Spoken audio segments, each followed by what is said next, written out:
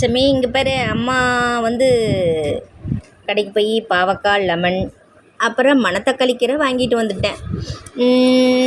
எனக்கு இது மாதிரி எல்லாம் வீடியோ எடுத்து போட விருப்பம் இல்லை. சும்மா பிளாக் அண்ட் ஒயிட்டில் தான் போடணும். நான் பேசுகிறது பிளாக்கில் ஒயிட் கலர் எழுத்துல வரணும் அப்படின்னு தான் எனக்கு ஆசை. இருந்தாலும்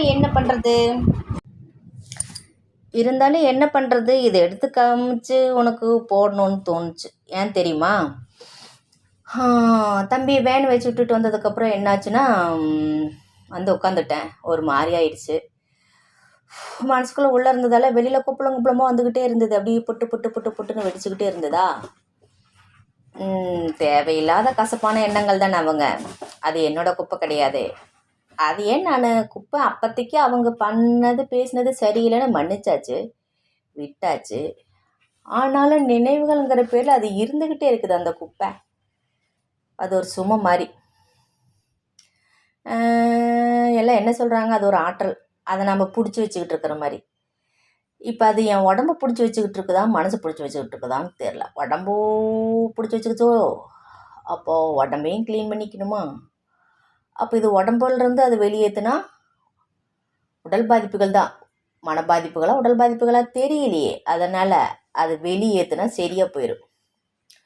அது எப்படி வெளியேற்றுறது அப்படின்னு நினச்சிக்கிட்டு இருந்தேன்.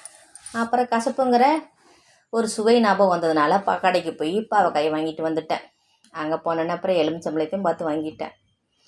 என்ன பண்ணுறது, ஏன் இதை காமிக்கிறேன்னு கேட்டால் எல்லாமே ஏஐ வந்துருச்சு.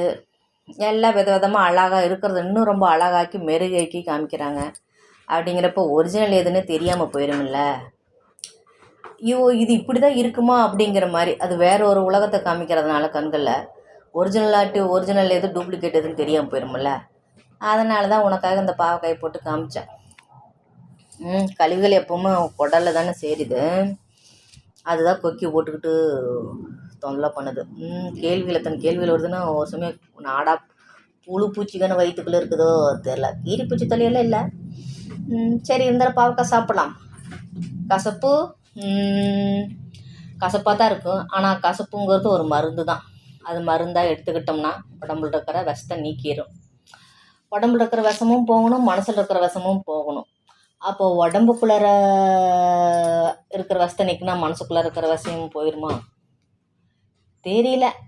இது ஒரு உள்ளுணர்வு மாதிரி தோணுச்சு. போய் வாங்கிட்டு வந்துட்டேன். அதனால் செஞ்சு சமைச்சு சாப்பிட்டு பார்க்கலாம். சரியா? வேறு ஒன்றும் இல்லை. எப்படி சமைக்கிறதுன்னு சமைக்கிறேன். எத்தனை விதம்